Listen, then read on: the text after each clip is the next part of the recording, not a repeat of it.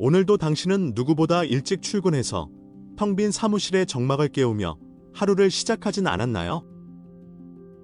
모두가 퇴근한 뒤에도 마지막까지 남아 사무실에 불을 끄고 나오는 뒷모습이 익숙하진 않은지 묻고 싶습니다. 분명히 눈에 보이는 성과는 당신의 손끝에서 완성되었는데 정작 박수는 엉뚱한 곳으로 향하곤 합니다. 그럴 때마다 가슴 한구석을 파고드는 기묘한 정적과 소외감을 당신은 이미 여러 번 느껴보았을 것입니다. 참 이상한 일입니다. 분명히 나는 누구보다 일을 잘하고 있고 성실하게 책임을 다하고 있는데 말이죠.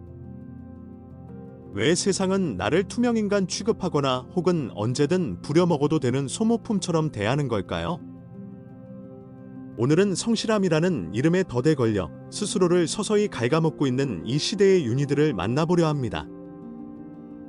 100만 구독자 여러분과 함께 유능함의 역설에 갇힌 윤희의 마음속 깊은 곳을 세밀하게 들여다보겠습니다. 비극의 발단은 사실 타인을 향한 아주 사소하고 따뜻한 친절에서부터 조용히 시작되었습니다. 윤희는 조직 내에서 이른바 무엇이든 해결해주는 만능 해결사라는 별명으로 통하는 인물입니다. 팀장이 갑작스럽게 던져준 복잡한 데이터 분석 업무도 윤희의 손을 거치면 금세 완벽한 도표가 됩니다. 동료가 실수로 엉망을 만들어 놓은 기획안의 뒷수습까지 윤희는 묵묵히 제 일처럼 도맡아 처리합니다. 하지만 여기서부터 윤희의 인생을 뒤흔들 심리적 비극이 싹을 틔우기 시작했다는 것을 아는 이는 없습니다. 윤희는 거절을 못합니다. 정확히 말하면 거절한 뒤에 찾아올 그 불편한 공기를 견디지 못하는 것입니다. 내가 조금 더 고생해서 모든 상황이 완벽해지고 평화로워지는 것에 기묘한 안도감을 느끼곤 합니다. 어느 날 팀장은 윤희의 어깨를 두드리며 말합니다. 윤희 씨 아니면 이 어려운 일을 누가 하겠어? 그 가벼운 칭찬 한마디에 윤희는 또다시 주말을 반납하고 새벽까지 모니터 불빛 아래서 눈을 비빕니다. 하지만 달콤했던 그 칭찬은 사실 윤희의 영혼을 서서히 중독시키는 독이 든 성배와 같았습니다. 사람들은 이제 윤희의 헌신과 희생을 특별한 능력이 아니라 당연히 제공되는 기본값으로 여기기 시작합니다. 고마움은 익숙함으로 변하고 익숙함은 어느덧 윤희를 향한 무례한 당연함으로 그 형태를 바꿉니다. 전개 단계에 들어서면 이러한 불균형의 관계는 직장을 넘어 윤희의 인간관계 전반으로 무섭게 퍼져나갑니다. 회사 밖 친구들과의 모임에서도 윤희는 늘 모두의 취향을 세심하게 살피는 조율사 역할을 자처합니다. 장소를 예약하고 메뉴를 고르며 친구들의 불평이 나오지 않게 애쓰느라 정작 본인의 입맛은 잊어버립니다. 친구들은 늘 말하죠.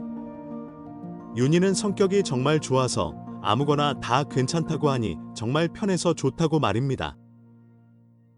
그 순간 윤희의 마음속에는 아주 미세하지만 선명한 균열이 생깁니다. 나는 정말 다 괜찮은 걸까요?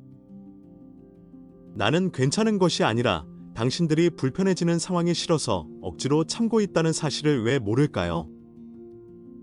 연애 관계에서도 윤희는 늘 상대방의 감정을 먼저 살피고 자신의 욕구를 뒤로 미루는 주는 사람입니다. 연인의 기분이 조금이라도 나빠 보이면 윤희는 자신의 행동 중에 무엇이 잘못되었는지부터 검열하기 시작합니다. 상대방의 부족한 부분을 채워주기 위해 온 힘을 다하지만 돌아오는 것은 따뜻한 격려가 아니었습니다. 오히려 너는 왜 그렇게 피곤하게 사냐는 연인의 차가운 핀잔만이 윤희의 가슴에 비수처럼 날아와 꽂힙니다. 위기는 전혀 예상치 못한 순간의 가장 잔인한 모습으로 윤희의 눈앞에 그 정체를 드러냅니다. 회사의 큰 프로젝트가 끝나고 발표된 성과급 명단에서 정작 고생한 윤희의 이름만 쏙 빠져버린 것입니다. 심지어 이번 승진 대상자는 업무 능력보다 정치력이 훨씬 뛰어났던 선임에게 돌아가고 말았습니다. 윤희는 억울합니다. 밤새워 만든 보고서로 발표는 팀장이 했고 모든 생색은 옆자리 동료가 냈기 때문입니다. 죽어라 일한 나는 왜 항상 제자리 걸음이고 남들의 들러리 역할만 수행해야 하는지 세상이 원망스럽습니다. 하지만 이때 윤희를 가장 처참하게 괴롭히는 것은 외부의 부당함이 아니라 스스로를 향한 날카로운 목소리입니다. 내가 더 완벽하게 잘했어야 했나, 아니면 내가 남들에게 더 싹싹하게 굴지 않아서 이런 걸까 자책합니다. 끊임없이 자신을 탓하며 스스로를 벼랑 끝으로 몰아세우는 이 지독한 자기검열의 굴레의 갓입니다. 심리학에서는 이런 심리적 상태를 도덕적 상처라고 정의합니다. 도덕적 신념이 무너질 때 생기는 아픔이죠. 순수한 선의를 가지고 최선을 다했지만 그 선의가 처참히 배신당했을 때 영혼에 새겨지는 흉터입니다. 치료되지 못한 도덕적 상처는 골마 터지기 시작하고 윤희는 점점 세상에 대한 문을 굳게 닫게 됩니다. 절정의 순간에 다다르자 윤희는 이제껏 간신히 버텨온 마음의 끈이 툭 끊어지는 것을 경험합니다. 어느 날 아침 평소처럼 울리는 알람 소리에 눈을 떴지만 몸이 천근만근 무거워 일어날 수가 없습니다.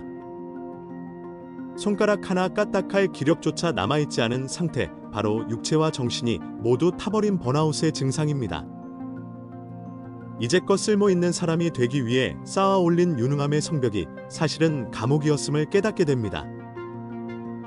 그 성벽은 타인을 막아주는 방패가 아니라 나를 세상으로부터 고립시키는 창살이었다는 사실이 아프게 다가옵니다.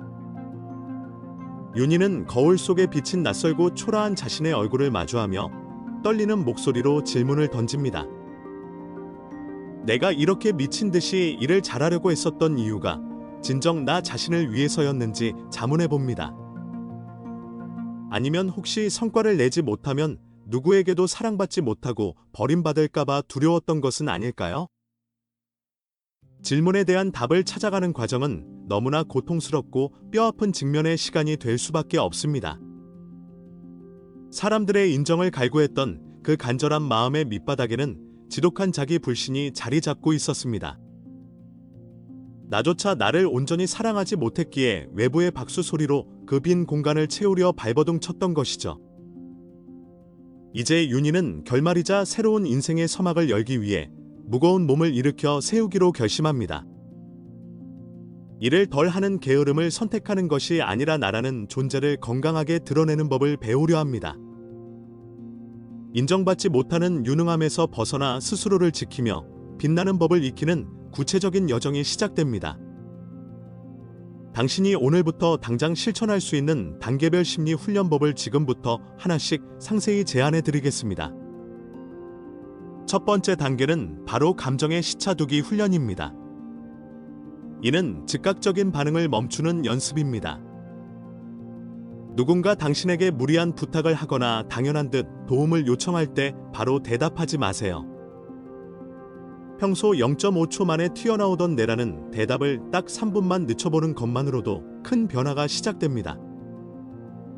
잠시 제 업무 스케줄을 확인해보고 다시 말씀드릴게요라고 정중하게 말하는 연습을 반복해보세요.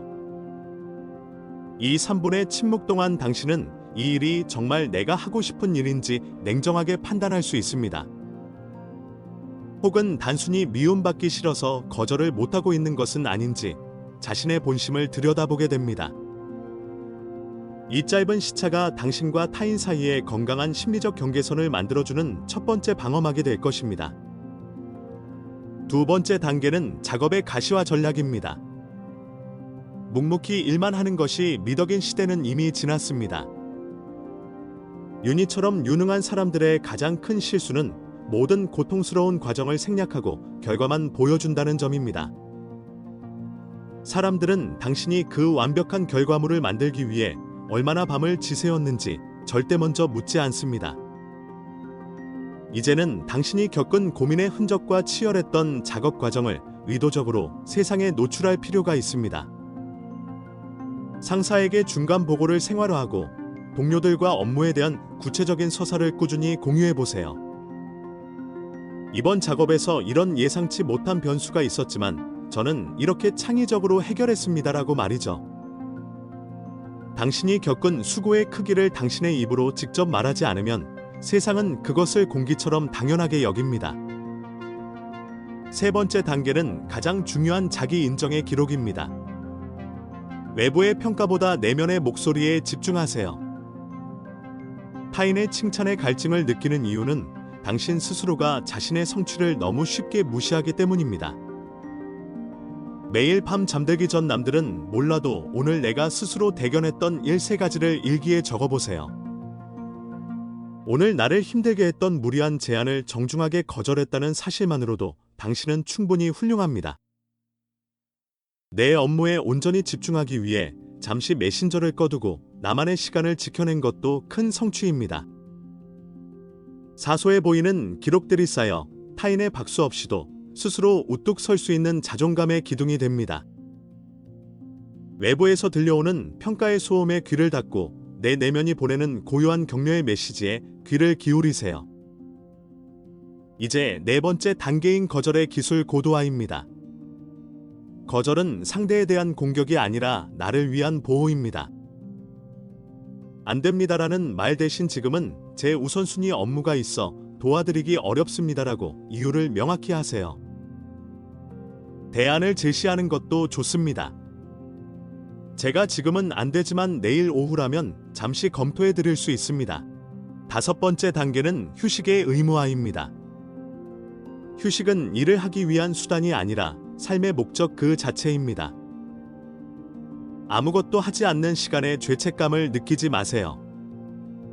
뇌가 쉬어야 당신의 유능함도 비로소 유지됩니다. 윤희 씨, 그리고 지금 이 영상을 보며 고개를 끄덕이고 있을 이 시대의 모든 주인공 여러분. 당신은 누군가에게 쓸모있는 존재가 되기 이전부터 이미 그 자체로 빛나는 소중한 사람입니다. 당신의 가치는 타인이 매기는 성과급이나 승진 여부라는 얄팍한 저울 위에서 결정되는 것이 아닙니다. 이제 그 무거운 책임감과 타인의 기대라는 짐을 잠시 내려놓고 숨을 크게 들이마셔 보시기 바랍니다. 당신이 일을 잘하는 진짜 이유는 남들에게 인정받기 위해서가 아니라 당신의 성장을 위해서여야 합니다. 세상이 당신의 노력을 당장 알아주지 않는다고 해서 당신이 가진 고유한 빛이 사라지는 것은 아닙니다. 그 소중한 빛을 이제는 남의 길을 밝히는 데만 쓰지 말고 당신의 차가워진 마음을 데우는 데 쓰세요. 당신이 스스로를 귀하게 여기고 대접하기 시작할 때 비로소 세상도 당신을 함부로 대하지 못할 것입니다. 자신의 욕구에 솔직해지는 연습을 하세요. 내가 무엇을 원하는지, 내가 지금 무엇을 느끼는지 말입니다. 때로는 조금 이기적이라는 소리를 들어도 괜찮습니다. 그것은 이기심이 아니라 자신을 향한 예의입니다. 건강한 이기심이야말로 무례한 타인으로부터 당신의 영혼을 지켜주는 가장 단단한 방패가 되어줄 것입니다. 타인의 기분을 맞추느라 정작 울고 있는 당신의 어린 내면 아이를 더 이상 방치하지 마시기 바랍니다. 오늘부터 당신의 인생이라는 무대의 주인공 자리를 타인에게 내어주지 말고 당신이 직접 차지하세요. 당신이 행복해야 당신의 유능함도 비로소 세상을 아름답게 만드는 진짜 가치를 발휘할 수 있습니다. 지금 이 순간에도 충분히 잘 해내고 있는 당신에게 제가 대신 진심 어린 박수를 보내드리고 싶습니다. 내일의 당신은 오늘보다 조금 더 자신을 사랑하고 조금 더 자유로운 영혼이 되기를 간절히 응원합니다. 오늘 밤은 당신 자신을 꼭 안아주며 따뜻한 목소리로 이렇게 다정하게 말해주며 잠들길 바랍니다. 오늘 하루도 정말 애썼다. 그리고 그 누구보다 고생 많았어, 윤희야. 정말 자랑스럽다.